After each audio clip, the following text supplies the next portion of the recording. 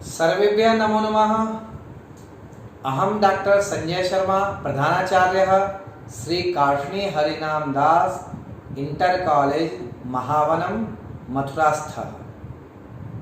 प्यारे बच्चों, माध्यमिक संस्कृत शिक्षा परिषद उत्तर प्रदेश द्वारा संचालित ऑनलाइन कक्षाओं के अंतर्गत पूर्व मध्यमा प्रथम खंड की कक्षा में आप सभी का स्वागत करता हूं। बच्चों, पूर्व मध्यमा प्रथम खंड के अंतर्गत निर्धारित प्रथम प्रश्न पत्र में अनिवार्य संस्कृत के अंतर्गत रघुवंश महाकाव्य के द्वितीय सर्ग में श्लोक संख्या 1 से लेकर 20 तक का हम अध्ययन करेंगे।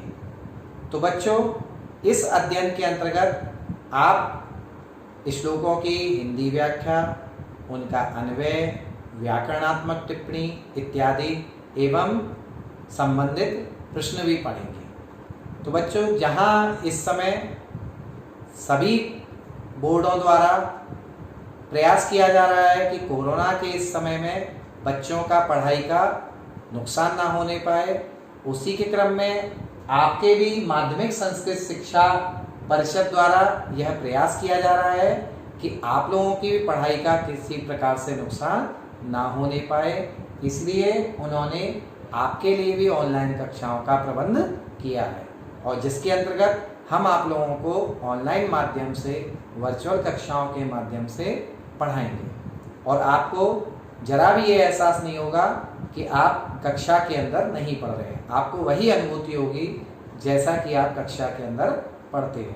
बस आपसे इतनी अपेक्षा है कि आप पूर्ण मनोयोग से पूरा मन लगाकर इन कक्षाओं को देखें और हमारा और हमारे विभाग का सहयोग करें। तो इन्हीं शब्दों के साथ आइए प्रारंभ करते हैं आज का अध्ययन। बच्चों, प्रयोजनम अनुद्देश्य मंदोऽपि न प्रवर्तते, अर्थात बिना प्रयोजन के कोई मंदबुद्धि व्यक्ति भी किसी कार्य में नहीं लगता है। तो फिर हमारा इस कार्य को करने का प्रयोजन क्या है, इस कक्षा को पढ़ने का हमारा प्रयोजन क्या है? तो आइए संक्षेप में जल्दी से हम प्रयोजन देख लेते हैं। यहाँ पर संस्कृत पद्य विधा का परिचय प्राप्त करना प्रथम प्रयोजन है हमारा। श्लोकों के स्वयं शब्दार्थ, भावार्थ एवं संस्कृत व्याख्या करने की क्षमता का विकास करना, यह भी दूसरा हमारा प्रयोजन है। श्लोकों के सस्वर वाचन के द्वारा संस्कृत अध्ययन के प्रति रुचि जागृत करना, ये हमारा उद्देश्य है यहाँ पर। और सबसे महत्वपूर्ण उद्देश्य भावी परीक्षा में अंक विभाजन की दृष्टि से परीक्षा की तैयारी करने में विद्यार्थियों को सहायता प्रदान करना, ये हमारा सबसे मुख्य उद्देश्य इस संस्कृत रघुवंश महाकाव्य को पढ़ने का उद्देश्य है। बच्चों, अध्ययन प्रारंभ करने से पूर्व हमने जो पढ़ा है एक बार उसका पुनरावलोकन कर लेते हैं। जो हमने कथा पढ़ी है उस कथा को समझ लेते हैं एक बार पुनः।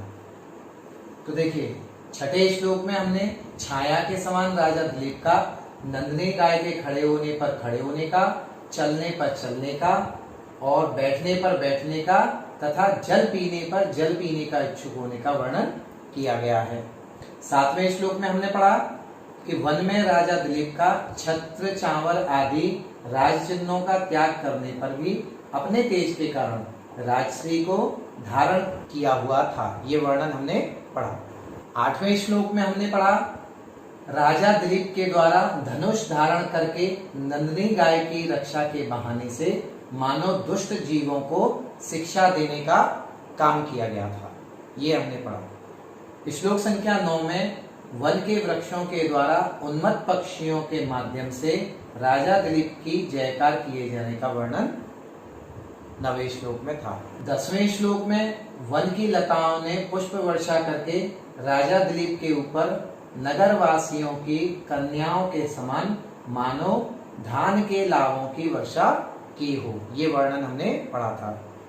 11वें श्लोक में हिरणियों के द्वारा निर्भीक भाव से राजा को देखने का वर्णन किया गया था। 12वें श्लोक में बच्चों वन की देवियों के द्वारा राजा के यशोगान किए जाने का वर्णन हमने पढ़ा था। अब इसके आगे का वर्णन 13, 14 और 15 आज की कक्षा में ये 3 श्लोकों का अध्ययन हम करेंगे। तो आइए करते हैं 13, 14, 15 इन तीनों श्लोकों का अध्ययन। तो आइए अध्ययन प्रारंभ करते हैं। अब 13वां श्लोक पढ़ेंगे हम। इस श्लोक में पवन के द्वारा राजा दिलीप की सेवा किए जाने का बहुत ही अच्छा चित्रण किया गया है। देखिए किस प्रकार से है। पहले इसका वाचन करेंगे, मेरे साथ आप भी सस्वर वाचन करें। प्रतस्तु सारै गिरिनिर्झराणां मनोकहाकंपित पुष्पगंधि तमातपक्लांत मनात पत्र माचारपूतं पवनः शिशेवे। बहुत ही अच्छा चित्रण किया गया है यहाँ पर। देखिए कैसे। गिरि निर्झराणाम, गिरि निर्झराणाम क्या अर्थ है यहाँ पे? पर्वत के जो झरने हैं उन झरनों के द्वारा, है ना। तुषारी, पर्वत के जो झरने हैं उन झरनों की, तुषारी माने जल बिंदुओं के द्वारा, और प्रत्यह माने भिगोए गए, गीले किए गए। अनोकहा कंपित पुष्प गंधी, अनोकहा, अनोकहा यहाँ पर वृक्षों के लिए प्रयोग हुआ है। वृक्षों के द्वारा कुछ हिलाए गए पुष्पों की गंध वाले, किसने? पवन, ऐसे वायु ने। अनाथ पत्र, अनाथ पत्रम का अर्थ है यहाँ पर छत्र रहित। जिस राजा के पास यहाँ पर वन में छत्र नहीं है तो अनाथ पत्रम आतप क्लांतम, आतप क्लांतम माने सूर्य की गर्मी से परेशान, और आचार पूतम जो कि राजा सदाचार से पवित्र है, ऐसे उस राजा की तम शिशेवे, उस राजा की शिशेवे माने सेवा की। पवन ने उस राजा की सेवा यहाँ पर की, ये कवि का कहने का यहाँ पर भाव है। बच्चों अब इस श्लोक की सरल शब्दावली में संस्कृत व्याख्या किस प्रकार से करेंगे ये देखते हैं। तो देखिए सरल शब्दों में हम इसको इस प्रकार से व्यक्त करेंगे। वने शीतलः वायुः अपि राज्ञः दिलीपस्य सेवां अकरोत्। यह वायुः पर्वतीय जल प्रवाहाणां लघुतमै जलकणै सम्मलितः आसीत्। वृक्षाणां सुगन्धितै पुष्पै वायुरपि सुगन्धयुक्तो जातः। राजापि छत्ररहितः सूर्यघर्म पीडितः क्लान्तः आसीत्। अतः गोसेवारतं सदाचारेण पवित्रं राजानं पवनः सेवित्वा सार्थको अभवत्। बच्चों अब इस श्लोक पर व्याकरणात्मक टिप्पणी किस प्रकार से बनेगी देखिए। सबसे पहला शब्द हमने लिया है गिरि निर्झराणाम। तो ये गिरि निर्झराणाम शब्द कैसे बनेगा? गिरीषु निर्झरा, गिरि निर्झरा सप्तमी तत्पुरुष समास यहाँ पे बना, और तेषाम उसमें षष्ठी विभक्ति बहुवचन में गिरि निर्झराणाम ये शब्द बनेगा। प्रत्यह शब्द कैसे बना है? यहाँ पृच्छ धातु है और उसमें कत प्रत्यय लगा है, और फिर प्रथमा विभक्ति एकवचन में प्रत्यह ये शब्द निष्पन्न होता है। अनाथ पत्रम ये शब्द कैसे बना देखिए। न विद्यते आत्पत्रम यस्य सह अनाथ पत्रः। पहले अनाथ पत्र शब्द बनेगा, फिर बहुब्रीहि समास इसमें हुआ है और उसमें तम लगने के बाद अनाथ पत्रम ये शब्द यहाँ पर निष्पन्न हुआ। आतप क्लांतम, आतपेन क्लांतम तृतीय तत्पुरुष समास यहाँ पर हुआ है, और ये इस प्रकार से आतप क्लांतम ये शब्द यहाँ पे बना है। आचार पूतम, आचारेण पूतम तृतीय तत्पुरुष समास है यहाँ पे, और तृतीय तत्पुरुष समास बनने के बाद यहाँ पर आचार पूतम ये शब्द बना हुआ है। शिशेवे शिव धातु से परोक्षे लिट प्रथम पुरुष एक वचन में आत्मनेपद में शिशेवे ये शब्द बना है। अब इस श्लोक का काव्य सौंदर्य देखेंगे। काव्य सौंदर्य यहाँ पर रीति वैदर्भी, गुण माधुर्य है, छंद यहाँ पर उपजातीय है, और यहाँ पर अलंकार के दृष्टिकोण से जब हम देखते हैं तो यहाँ पर स्वाभावोक्ति अलंकार हमें दिखाई देता है। अब एक अगला श्लोक देखेंगे। इस श्लोक में बहुत ही अच्छा चित्रण किया गया है कि राजा के उस वन में जाने पर क्या प्रभाव पड़ा है। देखिए, पहले इसका सस्वर वाचन करेंगे। शशाम वृष्ट्यापि विना दवाग्नि रासीद विशेषा फल पुष्प वृद्धि ऊनम न सत्वेषु अधिको बबाधे तस्मिन् वनम गोप्तरिगाह माने। देखिए, तस्मिन् गोप्तरी वनम गाह माने, उस राजा दिलीप, रक्षक, गोप्तरी का अर्थ है यहाँ पे रक्षक, उस रक्षक राजा दिलीप के वनम गाह माने, वन में प्रवेश करने पर क्या क्या प्रभाव पड़े हैं। देखिए, दवाग्नि, दवाग्नि होती है वन की जो आग होती है उसको दावाग्नि बोलते हैं। तो दवाग्नि जो वन की आग है वो बहुत भयंकर होती है, लेकिन राजा दिलीप के वन में प्रवेश करने पर दवाग्नि, जो दवाग्नि वर्षा से केवल बुझ सकती है और किसी से उसको संभव नहीं है उसको बुझाना, लेकिन यहाँ पर राजा दिलीप के वन में प्रवेश करने पर दवाग्नि जो जंगल की आग है वो वृष्ट्या बिना अपि, वृष्ट्या बिना अपि माने बरसात के बिना भी क्या हुआ है, शशाम माने शांत हो गई है। फल पुष्प वृद्धि विशेषा आसीत, जंगल में फल और पुष्पों की अधिकता होने लगी है, माने उनकी उत्पत्ति अधिक होने लगी राजा के वहां पहुंचने पर। और सत्वेषु, सत्वेषु अधिको, सत्वेषु अधिको यहाँ यण संधि है, सत्वेषु अधिको, तो सत्वेषु अधिको माने जो बलशाली था, जंतुओं में जो बलशाली था, अधिको का मतलब बलशाली, यहाँ पे जंतुओं में जो बलशाली था उसने ऊनम, ऊनम का अर्थ होता है कमजोर, उसने कमजोर को न बबाधे, उसने कमजोर को सताना छोड़ दिया, यानी जो बलशाली था वो कमजोर को सता नहीं रहा था राजा दिलीप के वन में पहुंचने पर। तो राजा दिलीप के वन में पहुंचने पर क्या क्या हुई थी, क्या क्या प्रभाव पड़े। उस राजा दिलीप के वन में पहुंचने पर जो जंगल की आग है वो बरसात के बिना ही शांत हो गई, फल पुष्प वृद्धि अधिक होने लगी थी, और जीव जंतुओं में जो बलशाली था उसने अपने से छोटों को, कमजोर को सताना छोड़ दिया। बच्चों, अब इस श्लोक की सरल शब्दावली में व्याख्या देखेंगे कि संस्कृत व्याख्या सरल शब्दावली किस प्रकार बनेगी।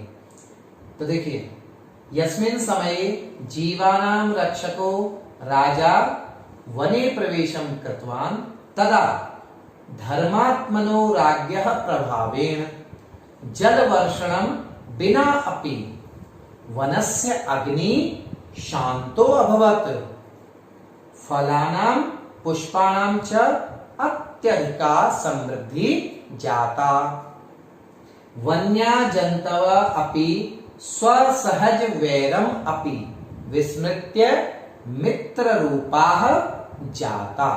अब इस श्लोक पर व्याकरणात्मक टिप्पणी देखेंगे, वह कैसे बनेगी। तो देखिए, गोप्तरी शब्द सबसे पहले हमने लिया है। गोप्तरी शब्द में गुप धातु में त्रिच प्रत्यय लगकर सप्तमी एकवचन में गोप्तरी शब्द बनता है। गाह माने शब्द कैसे बनेगा। गाह धातु है, यहाँ पे गाह धातु में लट लकार में फिर सानच प्रत्यय लगा है। लट लकार का रूप लेंगे, लट लकार का रूप लेने के बाद उसमें सानच प्रत्यय लगेगा, और सानच प्रत्यय लगने के बाद सप्तमी विभक्ति एकवचन में गाह माने ये शब्द बना है। दवाग्नि शब्द कैसे बना है, देखिए, दवस्य अग्नि ही दवाग्नि, षष्ठी तत्पुरुष समास होकर दवाग्नि शब्द बनता है। शशाम शब्द कैसे बना है, शम धातु में परोक्षे लिट में प्रथम पुरुष एकवचन में शशाम शब्द बनता है। फल पुष्प वृद्धि, फल पुष्पाणाम वृद्धि, षष्ठी तत्पुरुष समास होकर फल पुष्प वृद्धि ये शब्द बना है। सत्वेषु अधिकः, ये शब्द देखिए इसमें क्या संधि है, देखिए सत्वेषु अधिकः, यहाँ पर सत्वेषु के श में ऊ की मात्रा है और यहाँ पर अधिकह में आरंभ में अ है, तो ऊ के आगे असमान स्वर आ रहा है। यण संधि का नियम यह है कि ई ऊ री या री, ह्रस्व या दीर्घ हो, ई ऊ री री, इनके आगे अगर कोई असमान स्वर आता है तो यण संधि हुआ करती है।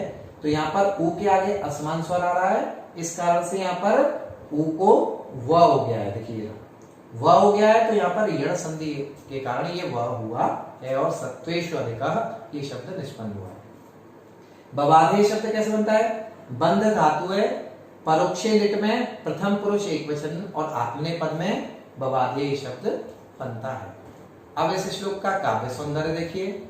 रीति यहाँ पर वैदर्भी, गुण माधुर्य, छंद उपजाति, अलंकार के दृष्टिकोण से जब हम इस पर चर्चा करते हैं तो इसमें वर्षा के बिना भी अग्नि के बुझने का वर्णन होने से विभावना अलंकार यहाँ पर दृष्टिगोचर होता है। अब एक दूसरा उदाहरण देखेंगे। इस श्लोक में राजा दिलीप के गौ की सेवा किए जाने पर उस गाय के अपने घर लौटने का बहुत ही सुंदर चित्रण महाकवि कालिदास के द्वारा किया गया है। तो आइए पहले सबसे प्रथम इसका सस्वर वाचन करते हैं। मेरे साथ आप लोग भी मिलकर सस्वर वाचन करेंगे।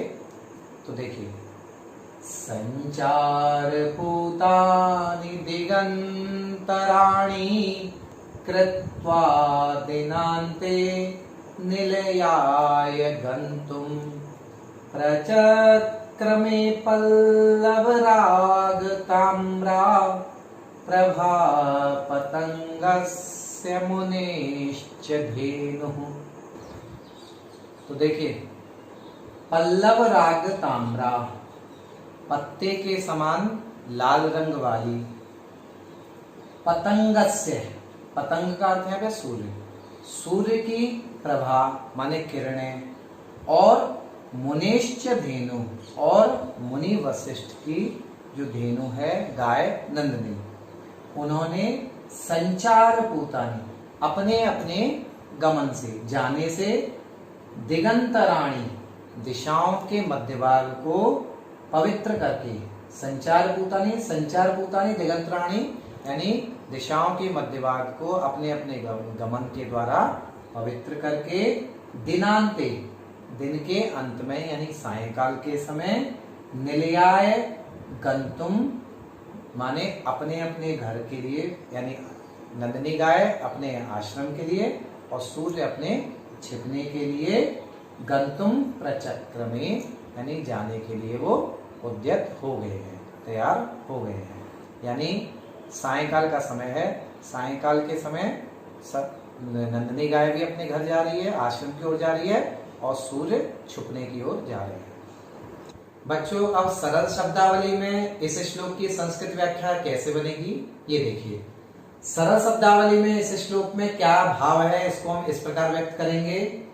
यदा वने सायंकालस्य समयो अभवत् तदा एकत्र भगवतः सूर्यस्य नवकिसलयवद रक्तवर्णा कान्तिः अस्ताचलं प्रति गमनाय प्रस्थिता।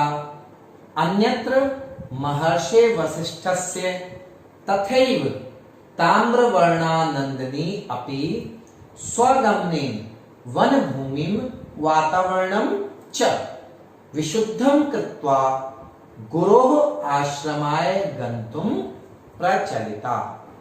बच्चों, अब इस श्लोक पर व्याकरणात्मक टिप्पणी इस प्रकार से बनेगी। सबसे पहला शब्द हमने लिया है पल्लव राग ताम्रा, तो ये शब्द कैसे बनेगा? पल्लव राग इव ताम्रा, पल्लव राग ताम्रा, उपमित तत्पुरुष यहां पर है।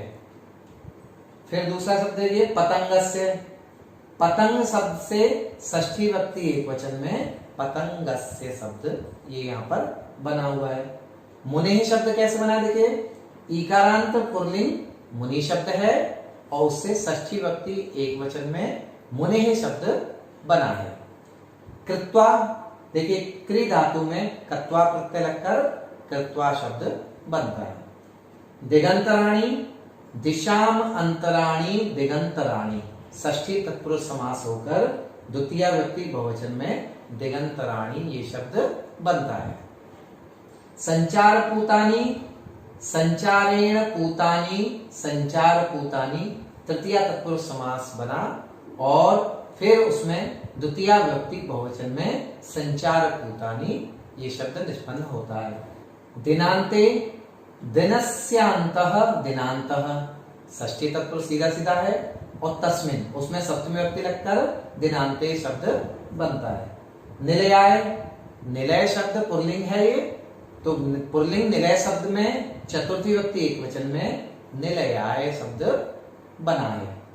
प्रचक्रमे, प्र उपसर्ग है यहाँ पर, क्रम धातु है, परोक्षे लिट होने के पश्चात प्रथम पुरुष एक वचन में प्रचक्रमे और आत्मनेपद में प्रचक्रमे ये शब्द बनता है।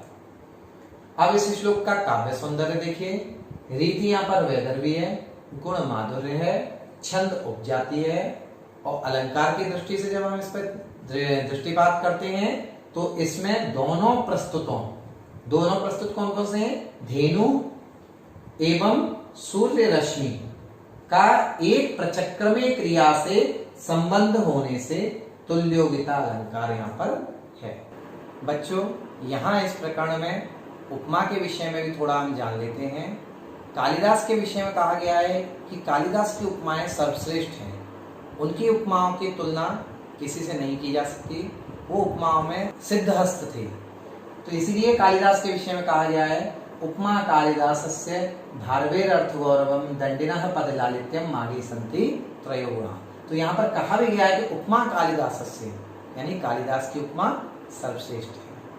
रघुवंश महाकाव्य का ही एक उपमा का एक बहुत अच्छा उदाहरण है, जिसके कारण कालिदास को दीप शिखा की उपाधि प्राप्त हुई थी। वह उदाहरण किस प्रकार से है, देखिए।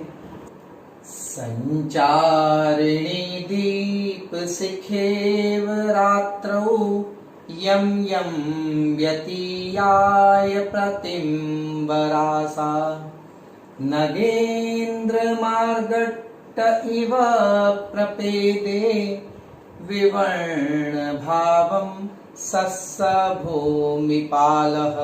देखिए कितना अच्छा उदाहरण कालिदास ने दिया है।